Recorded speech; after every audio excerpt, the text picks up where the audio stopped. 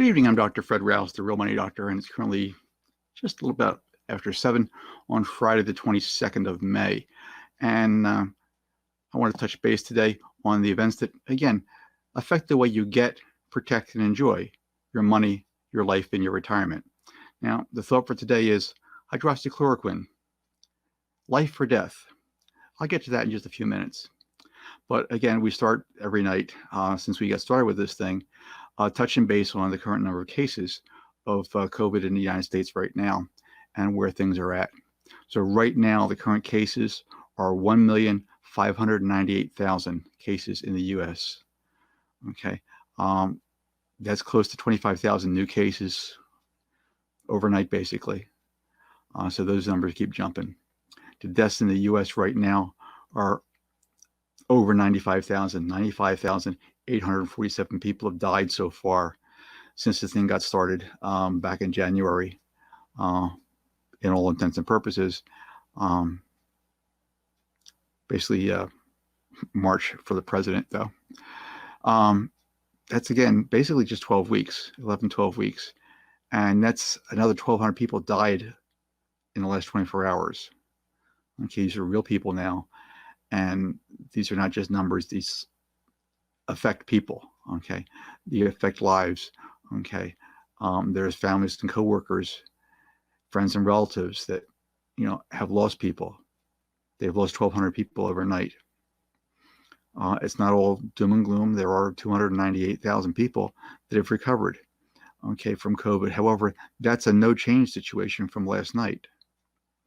Okay, it was the same number last night. And I think they're having some type of little reporting problems right now in the last couple of days. And I'll let you know why in just a second here. New York State still has a number one spot in the U.S. for cases right now, 358,000 cases. That's another 3,700 overnight. Their deaths right now are at 28,853. So that's 121 people died in New York State overnight. And that's back up over 100 deaths, because the last 2 days they were under 100. That was the first time that had happened. So I'm not certain what's going on with the data on that one. New Jersey still has the second highest number of deaths, cases right now, 152,579 cases so far. And their cases jumped basically 1,800 overnight. And that's sort of strange because, again, yesterday they had no change in the number of reported cases. So I think they're just correcting some little errors in the way things are getting reported right now. The deaths, however, right now are at 10,985 people have died. That's another 142 people in New Jersey that died overnight since yesterday. Again, so yesterday was New Jersey's first day with less than 100 people had died. And they're back up to where they were before, over 100. The top spots round out with Illinois is number 3, Massachusetts is number 4. Okay, California's got the number 5 spot. Pennsylvania, where I'm living at right now, I'm broadcasting from, is in number 6. Okay, Michigan's at number 7. Texas is at number 8.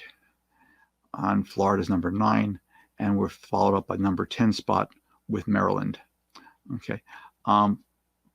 Most all these states have had a slowing of the number of deaths. Okay, especially on the coasts, East Coast and West Coast, the ones that got hit first have a slowing number of deaths at this point in time and a slowing number of reported cases. They're still reporting cases, but their cases are slower.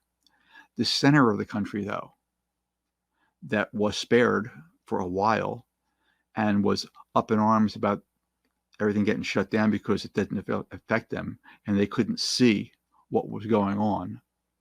Okay.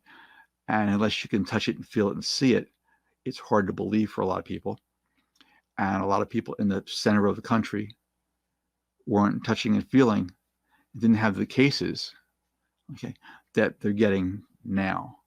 Again, hotspots are creeping up all over the place, especially with states that have the meatpacking plants in them. And that's a strange situation because the meat packer is generally the main employer in that particular county. And all of a sudden you have a meatpacking plant that right now is required to be open. According to the president, it's required to be open, and you could have 400 or 500 people in that plant testing positive for COVID. So you get these hotspots, and then the counties, the political aspects of them, are trying to cover it up, and they won't even let so many people get tested. One county, and I mentioned them yesterday, that their main business was this meatpacking plant, and they had a memo come out from the health department in that county, and if you had symptoms of COVID, you were specifically told you could not get a test. So people are still playing with the books and the numbers, which isn't really the nicest thing to do, because again, all these people in these plants, okay, they're at risk. The people that are pushing the numbers, they're not in the plants. What a surprise. And their risk has dropped out considerably. So that's something to take a peek at and look at that. So what else is going on? Right now, every one of the 50 states is reopening in some way, shape, or form. Alaska just opened completely. Again, the number of cases that they've had is obviously considerably less than the top 10. And because of where they're at, how they're situated, how they live, they're far apart. It's more difficult to get the infections up there. Okay, unless somebody's traveled into the state. Okay, their numbers are down, and so they're completely open at this point in time. But other states are opening, even though, okay, their numbers are going up. Again, the president's own guidelines, the guidelines of Dr. Fauci, the guidelines of the CDC, they should be a phased reopening after a downward trend for 14 days in new cases. They're reopening. Their trends are up. And right now, there's still no treatment. Okay. Even though people keep trying different things, most of these things have absolutely no scientific data whatsoever, but they keep bringing them out. And that brings me to the thought for today. Okay. Hydroxychloroquine. Okay. Life or death.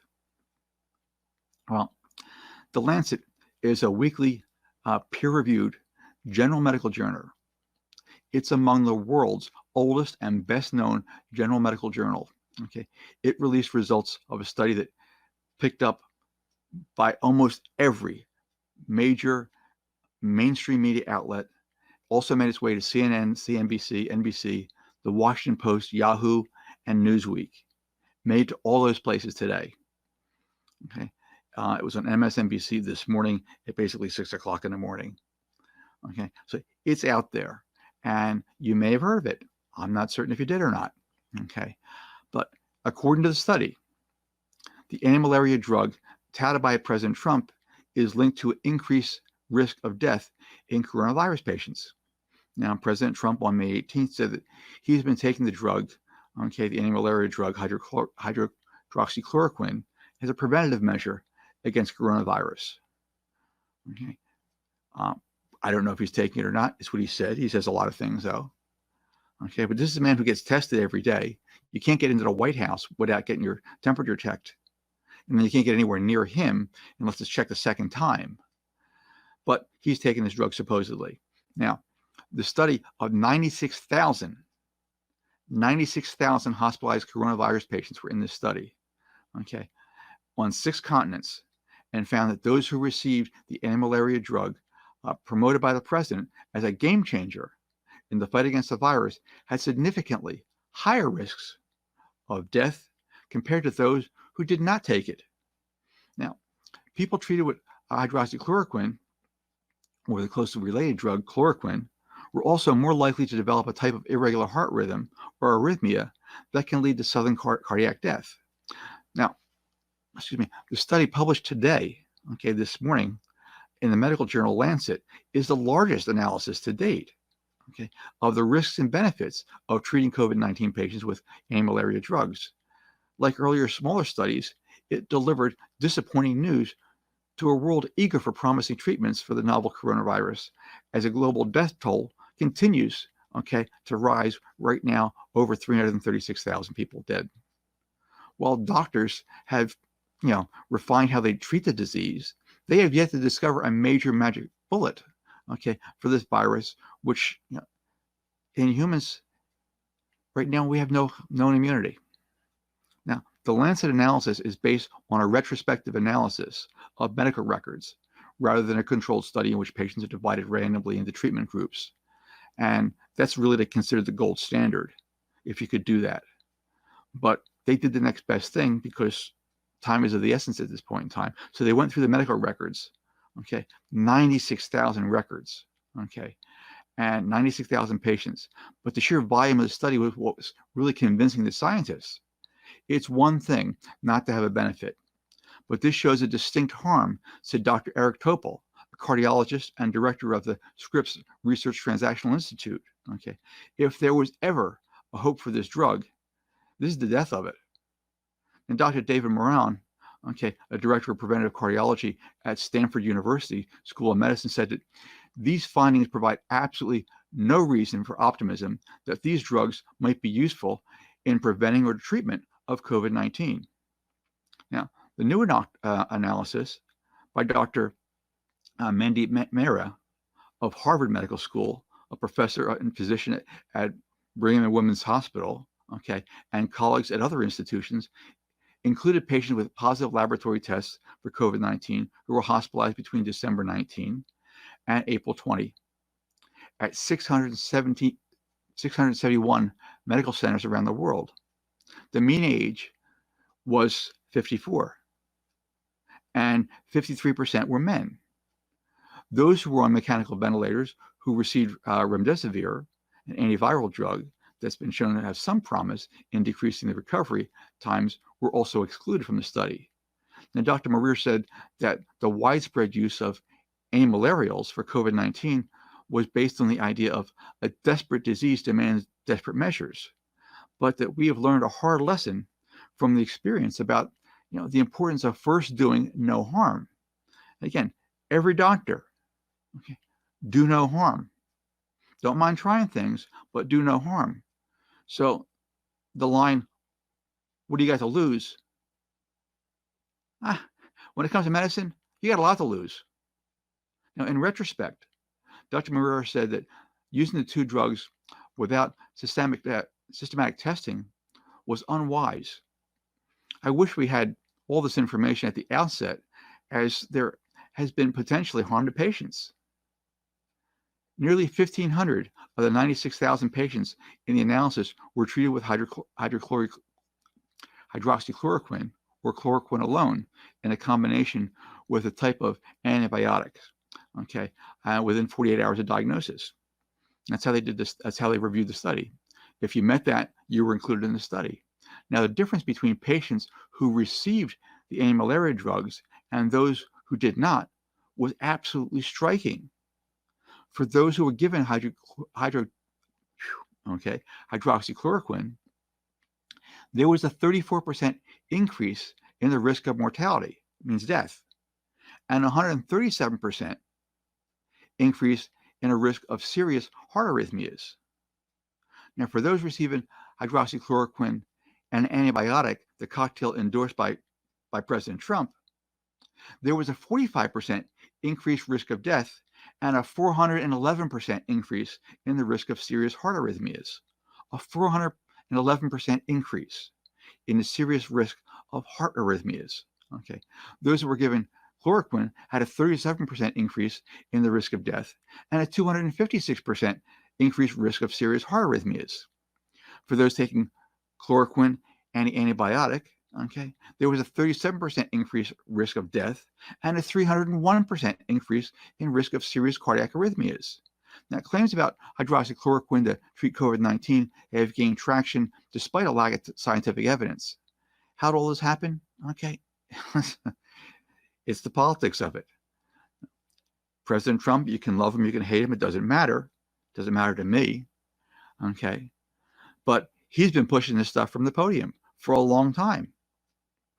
Now, there is scientific analysis that clearly shows, okay, you have an absolute minimum of a 300% chance, increased chance, of having serious cardiac problems because of taking this drug. So, do you have something to lose? Yes, you do.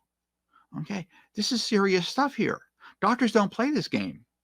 Now, cardiologist Dr. Stephen Nissen with the Cleveland Clinic said that the new data combined with the data from smaller previous studies suggests that the drug is harmful and no one should be taking it outside of a clinical trial.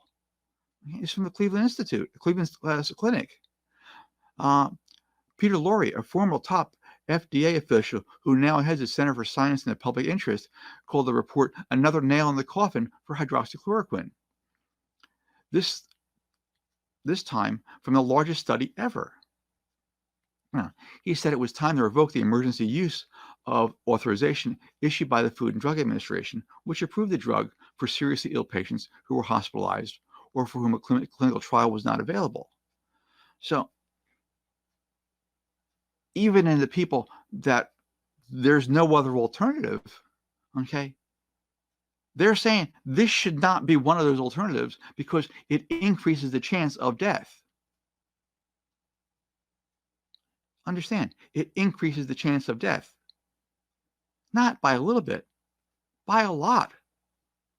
And also understand that they are just now finding out that COVID-19 not only affects the lungs, it affects the heart.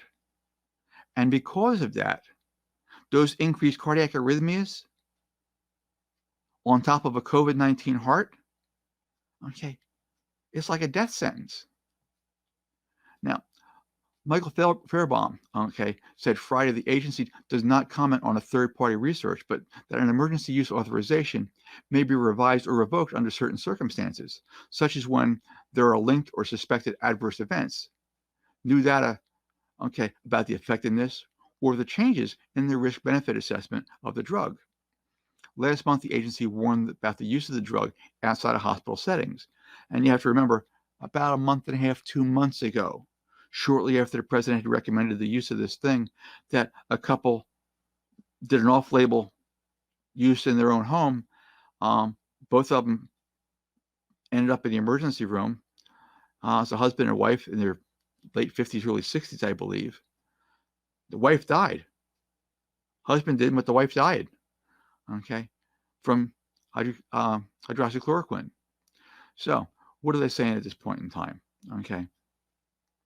The new study's findings cannot be necessarily extrapolated to people with mild illness at home or those like Trump who say they're taking anti-malarial drugs as a prophylactic. Okay. The president stunned many doctors earlier this week when he said he was taking a pill every day, okay, despite the FDA warnings that the use of drugs should be limited to those in a hospital setting or in clinical trials. And he said he was, close to finishing his course of treatment. He stopped taking the medication in a day or two. Now, don't know whether he's taking it or not. Again, he says a lot of things. But, what remotely responsible physician would give him a prescription for this stuff?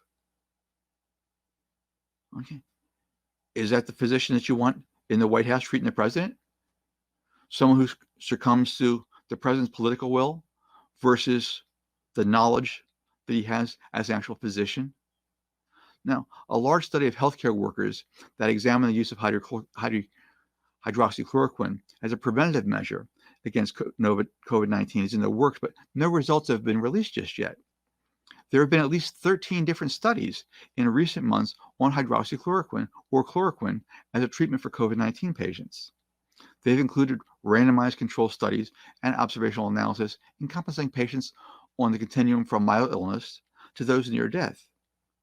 Evidence of any benefit of a viral clearance or improved symptoms has been almost non-existent, and many found an increased risk in adverse problems with cardiac reactions, especially when combined with the antibiotics.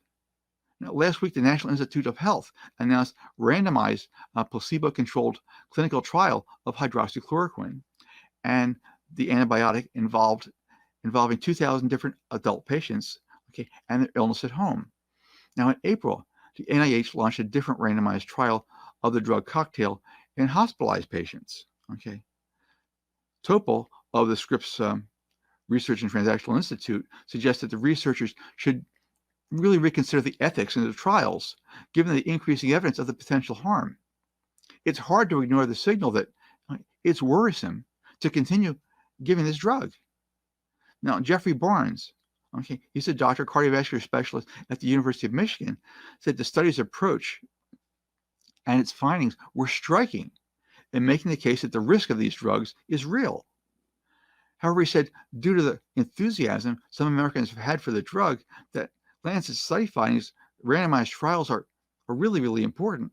But there's been so much discussion about this drug that I think that scientific and medical community has an obligation to define what potential benefit or risk is the best possible thing, according to Barnes. Now, when the first large wave of sick patients began showing up at hospitals in March, doctors had very little to offer them. And as a result, many took a gamble on hydroxychloroquine. The drug had been shown to have strong antiviral properties in several cultures before, and it was widely available and thought that it was rather benign, okay, because of its side effects, because for years it was used, generally safe. Okay, it was the effective treatment for malaria, lupus, and rheumatoid arthritis. But those findings of safeties were at much lower doses than what's currently being used in hospitals during the early days of the surge of patients in the United States, and mostly in patients who were healthy.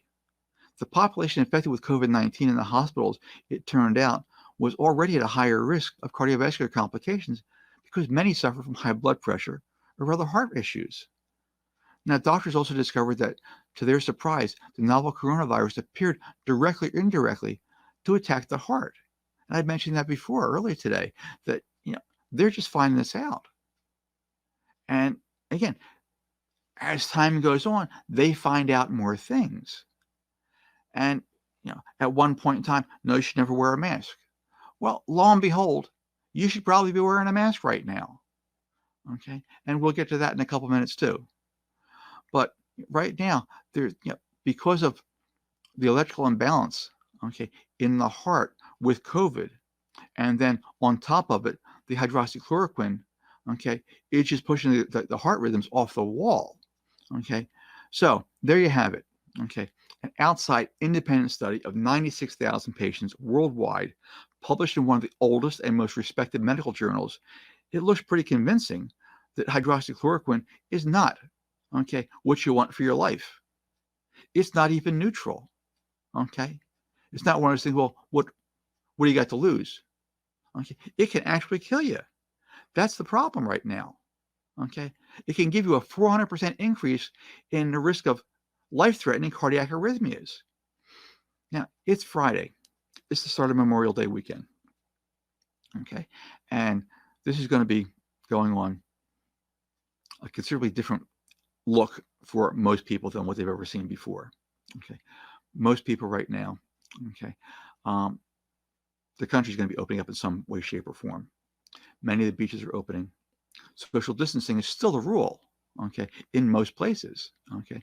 There's still an amazing amount of controversy about wearing masks. It drives me absolutely crazy. The people on Facebook go off the wall, okay.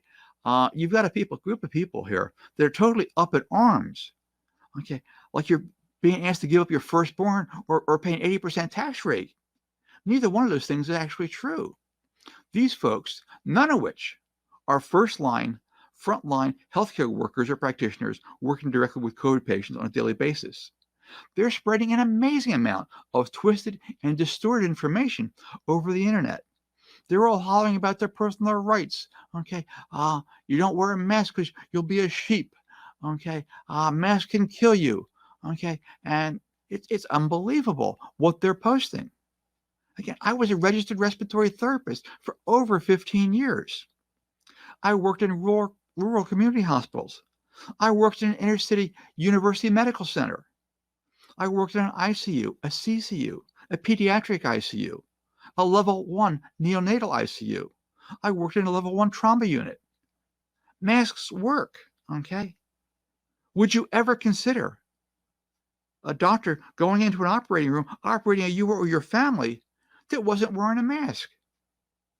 No, it makes absolutely no sense. We wear seatbelts. We drive cars. Most people stay within the speed limit for the most part. It's in their interest. It's also in someone else's interest that you do those things. Masks are the same thing. If you've got a properly fitting N95 mask, it will prevent you, in most instances, from getting the virus. Okay, if it fits properly and it's used properly, when you go to breathe in, everything is filtered through that mask, and those droplets carrying the virus are not going to get through to you. Now, if you're not wearing an N95 mask, you've got a general mask, then hey, okay, you can still breathe particles in. It's going to stop some of them. The idea of the mask is not to protect you. It is to protect everyone else around you. You have to assume that you're infected. You have to assume that you're infected. Are you getting tested every day? Even if you were, tests can come back negative for 3, 4, 5 days in a row until you get a positive test, depending on the test right now. So the mask is intended to prevent your droplets from going out to someone else. You're not going to die for wearing a mask. Now, the Ford plant in Michigan requires everyone to wear a mask. If you go anywhere near the West Wing of the White House, you're required to wear a mask. Even Coach Nick Saban, okay, the head football coach at the University of Alabama, okay, since 2007. You can't get a much redder state than Alabama, okay? From 2007, that a head coach, Nick Saban, just did a PSA, public service announcement, on YouTube, okay? You can see it on YouTube anyway, okay? He told Big Al, the mascot, the team mascot, to stand 6 feet away, and you got to wear a mask. It's that simple. It really is. I'm Dr. Fred Rouse, the Real Money Doctor. My only goal is to help you get, protect, and enjoy your money, your life, and your retirement. Now, if you'd like to put your retirement plans back on track and have the ability to get the cash flow to retire in the lifestyle you want and deserve somewhere in the next 3 to 5 years, okay, go to my site, drrousenow.com, and see if I can help. I don't know that I can, but go and take a peek and see if I can help or not. And I appreciate you spending some time with me tonight. Okay, I look forward to spending some time with you next time we get together. Enjoy your holiday weekend. Okay, I will look forward to seeing you again on Tuesday around 7 o'clock. Thank you.